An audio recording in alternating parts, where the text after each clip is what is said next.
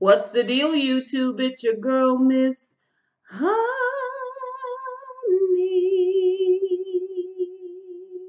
Welcome back to the channel, everybody. Welcome back. Today is Saturday, which means it's time for Iyanla, Fix My Life. And I think this is the season finale.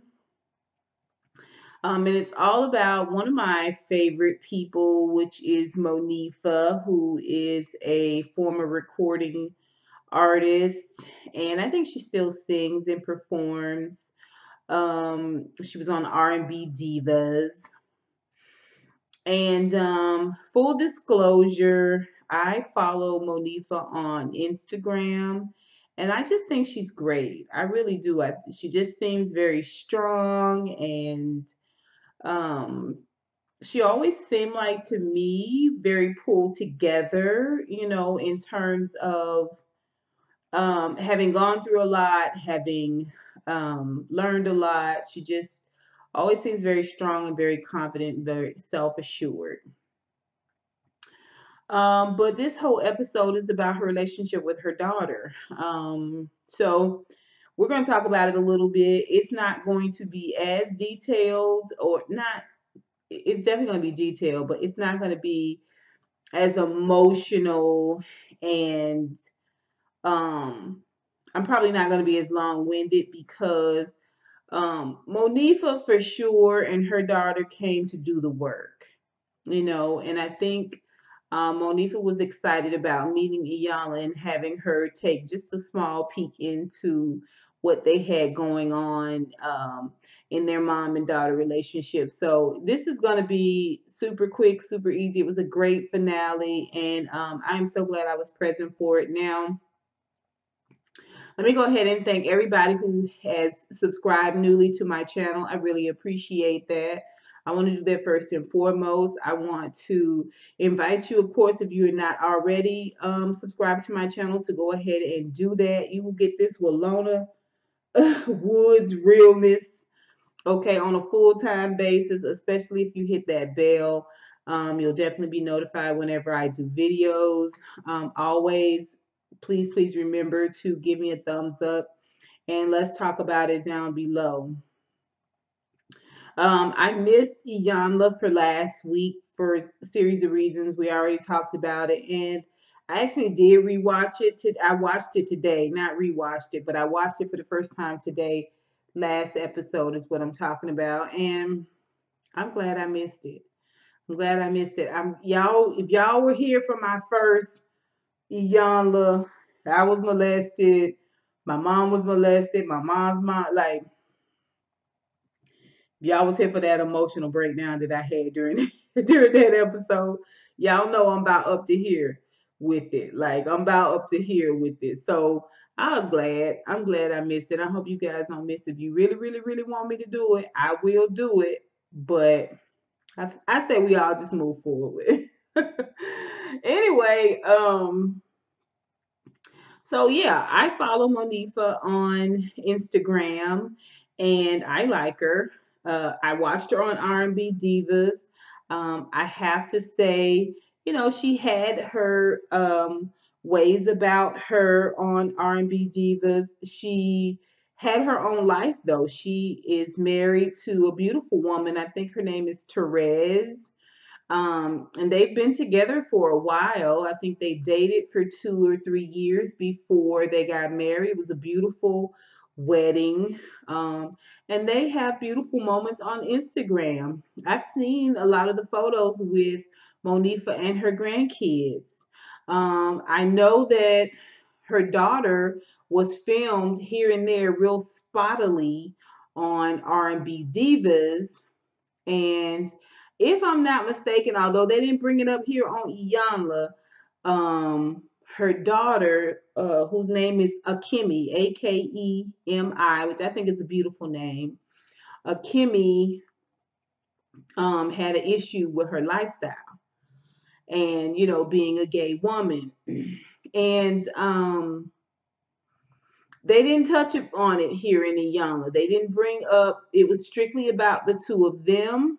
So I don't know how much of that R&B diva stuff applies, but I will say even then they had issues in their relationship. She didn't really go into it as heavy as a lot of people do in these on these reality shows. And I don't know why, if she was just respecting Akemi or she was afraid that other things would come out.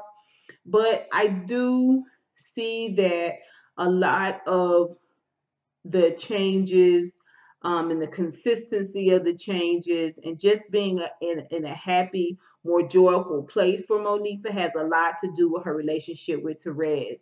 Having somebody who loves and supports you, having somebody you can be open and honest with and be vulnerable with and share things with, and you don't ever have to worry about it being thrown back in your face and in you know what I'm saying, in a hurtful, harmful, weaponized way, does a lot to bring people into a certain level of healing, a certain level of openness.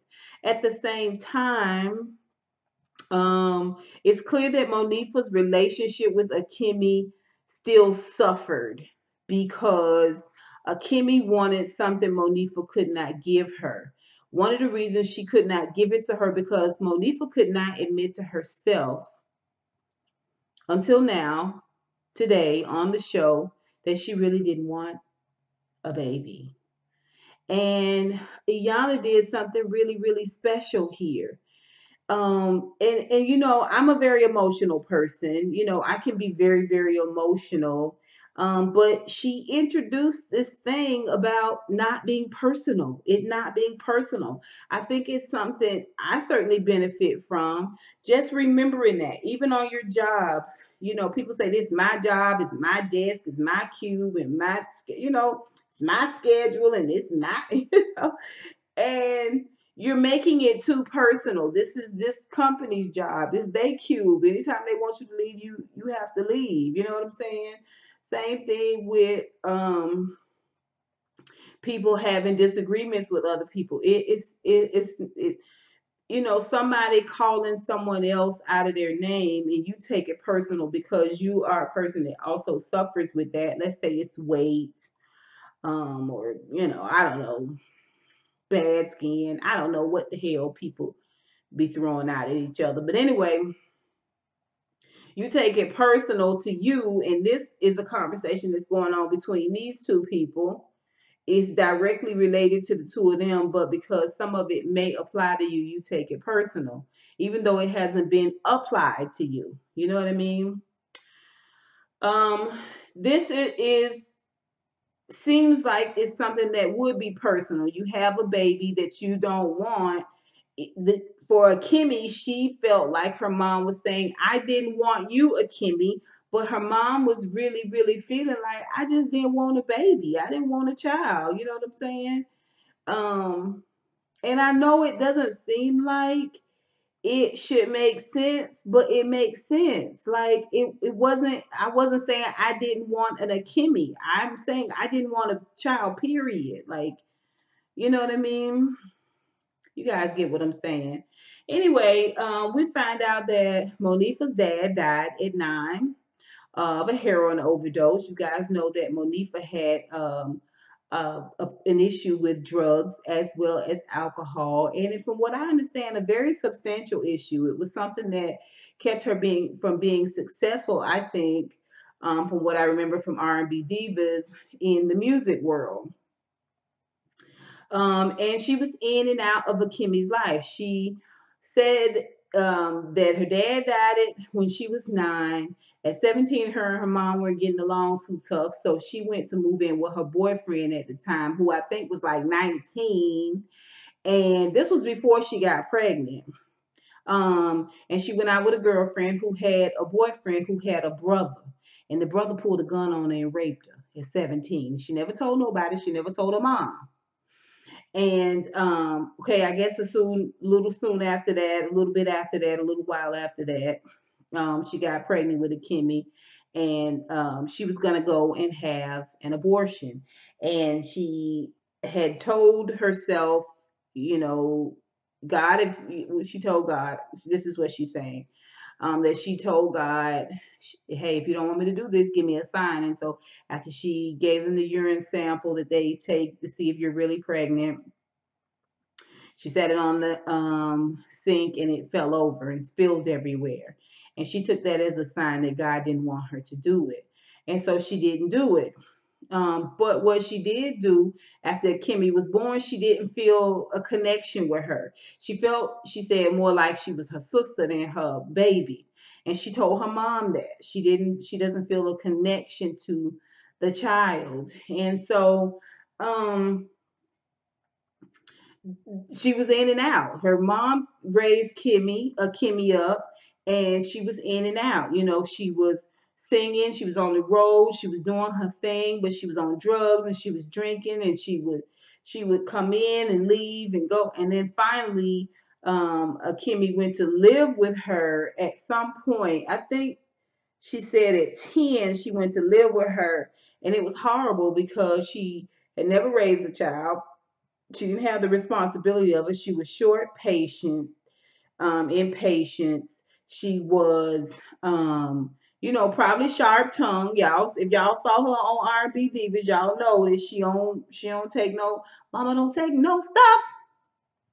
Okay, Monifah, I could see it. I could see it very clearly. What Kimmy was talking about, and she was afraid of her. Well, when Iyanla asked her about um, her having the baby and all of that and not feeling connected, Iyanla said you didn't want her. And she took a breath. It was a lot. It was a lot. Like, who says that out loud? Who says out loud they didn't want their baby?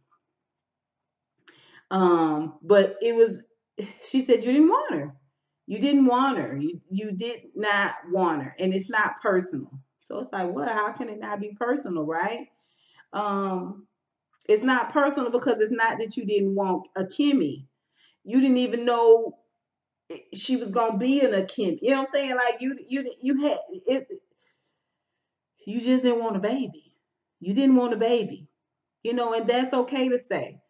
Even at the end, she was saying it's okay. We were never told that it was okay to say that.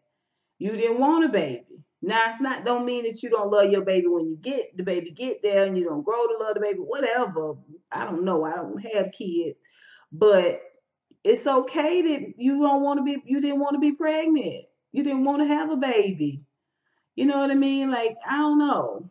I hope y'all understand what I'm saying when I say it, that term, it's not personal. It's important because a lot happens when people feel personally offended, when they feel personally diminished, and a lot of times, a lot of things that what people say, a lot of the things that people say, it's not personal. It isn't. And you shouldn't make it personal to you. Okay. There are some things that people say that they're saying directly to you, they're directing it right at you. It's very, very different than these are my feelings on the situation. I I don't know how to feel otherwise other than, how I feel, and it's not personal. All right. So I hope you guys get what I'm saying. We learned about Kimmy, who's 26. She has 3 children. She looks like she's married. I think that's a wedding ring she has on. And um, she's afraid of her mom. She's afraid of her mom. She went to live with her. She had this idea of who her mom was. Her mom was impatient and crabby. And some of the things that her mom said, Monifah's mom said to her, she passed it off to Akemi like, "Are you retarded? Are you stupid?" And consequently, Akemi is very sensitive to that. And when Akemi was having a conversation with Iyanla, and Iyanla was just talking to her, and just in a moment she tossed her journal over at her, and we find out when they bring the 2 women together that Kimmy wants to confront her about throwing that book in her lap. She felt disrespected, and Iyanla called it out as her causing a distraction because she didn't want to deal with the fact that she was going to have to confront her mother about some of the things that she was feeling slighted about. being her daughter, growing up as her daughter, um, trying to experience her now as an adult. She didn't really want to talk to Monifah about it because she was afraid of her. And so Iyanla felt like she was bringing up the journal situation to, create a distraction. And although she had a valid point about how it made her feel based on some of the things her grandma did, Monifah's mama, which Monifah confirmed that it had been done to her, which is belittling her about her schoolwork and her learning process and how she caught on to stuff, especially with her homework, calling her stupid and just being frustrated with her. Um, she was she did feel bad about Iyanla tossing the book. Here's the thing. The only thing that you spoke out of your mouth with any authority was the fact that Iyanla tossed that book at you and you felt disrespected. When it came to your mom, you didn't speak with authority. You spoke with the whisper, Miss Kimmy. Okay, and that's why she called it a distraction, because now you want to have a voice with Iyanla, but you didn't have a voice with your grandma, which is understandable. You didn't have a voice with your mom. You still felt afraid. Iyanla, you felt safe with speaking up to, okay, because you didn't have an experience of her belittling you or making you feel dumb. So I said all this because I know a lot of people have an issue with Iyanla's process. And she could have taken it personally that Kim was trying to confront her, like, girl, I didn't do that, and woo woo woo. And then it would truly have been a distraction. But she called it out. She called it for what it was. And she said, thank you for telling me how you felt. She knew personally she didn't throw that book at her to disrespect her. At the same time, it's not about that. It's a very small thing. Out of everything we talked about, that's what you came away with. That's a distraction. So I can respect that. We learned that Kimmy has very short patience with her children, like Monifah had with her, and it's not something that she wants to repeat. What I loved is that Monifah came into this process, first of all, accountable. She came into this process with an open heart and an open mind. Okay, and she came into this process with the full knowledge that she would be stripped bare and that she would have to be very, very honest about some things that she had said and she had done that made Kimmy feel a certain way, that made her feel ostracized and continue to make her feel not loved and not wanted. She was there with full open arms, embracing the process, and that's why it seemed like it was a 30-minute show. It didn't seem like it was this, grueling hour and a half. Like that whole Tamar, even though that wasn't Fix Your Life, that was the Braxtons. But it's some of it is just torture when you have to go all the way back and break it down for people, and you go through this place where people are resistant and then they want to be victim and then they want to justify, and you know it's exhausting. It really is. But we see that Monifah came into it with an open heart, and she knew that Kimmy was going to say some stuff that was going to be tough for her to hear, and was going to be, you know, gully, like the truth. And so Iyanla had her when they talked all together the first time. Monifah was very, very sad. She was very, very hurt hearing Kimmy talk about her feelings. This was after you tossed the journal and felt disrespected and all that. Monifah was there for that. And she just let Kimmy have her conversation. She was, like I said, there fully for the process. But she started crying because the things that Iyanla was saying, that she was revealing during that process, it was just overwhelming her. So when they separated and Kimmy went to do a process, and she stayed with Monifah, she just told her, I want you to get yourself together, because you need to hear this. You don't need to make it so emotionally about you. And this is something that I have to learn myself personally. You can't make it so emotionally about your feelings that the individual feel like to keep talking, to keep being honest, to keep revealing exactly how they're feeling in its brutal honesty. They have to stop because it's crushing you. The weight of it is crushing you. And she's already afraid of you and she doesn't really want to hurt you. So I need you to cry later and get it together. And Monifah received that in. She did not take it in defense. She understood what she was saying. Why? Because she really, really wants to mend this thing with her daughter. She does. She wants this thing to be over and done with. She wants them to both move on to a place of healing. And it was so apparent to me. So then when she bring them all together, after she's had Kimmy put these words out that were written on cards that formulated sentences, and basically she just had her tell her how she really feel. Bitch, I what did she say? How could you, bitch? How could you leave me? You a real selfish bitch for leaving me. Okay, and the words are harsh and it goes against everything we're taught, you know, calling your mom out of her name and all of that, especially to her face. Like, you know what I'm saying? Where they doing that at? Like, you could tell she had hesitation about saying it. And she had some fear that her mom was like, who you call, gonna be like, who you calling her? But she knows she took it. Monifah took it. She accepted it. She let her have her moment. She let her be vulnerable. She let her say it. How could you leave me?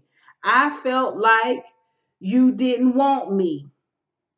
And that's when we go back over the fact that she just didn't want a child. It wasn't necessarily that she didn't want you. And it's still something hard for me to kind of process, although I understand it. Y'all tell me what y'all think and put it down below. They ended up hugging and just being this moment where she, the one thing she felt like she was missing from Monifah was this closeness, this nurturing feeling that mothers give their children, but she never fostered that because she went on out into the world and did her own thing. So even though she didn't want a child, raising that child I think would have fostered, you know, those motherly feelings. But she was young. She was wounded. She had been traumatized with this rape. She was on drugs and alcohol and out here in the world, you know, singing and making a little money, having a little bit of fame and acclaim. And the daughter got backburned. So she never got a chance to hug her and brush her hair and just do the things that moms do when they hold you tight to their bosom. These are the things that Akemi was missing. And you could tell in her personality. Iyanla said something very, very telling. She said, you're thinking, but you're not feeling. And I was like, wow, it was a lot of good moments in this episode that I can take with me, that I can chew off of, that I can have conversations with myself and others about, you know, some of my behaviors, some of the way I receive or perceive conversations people have with me. You know, I want to grow, I want to change, I want to be a better person. And I learned a lot from this season of Iyanla. It has been a really, really good journey for me doing this season, even though I fell into the second half of this ninth season.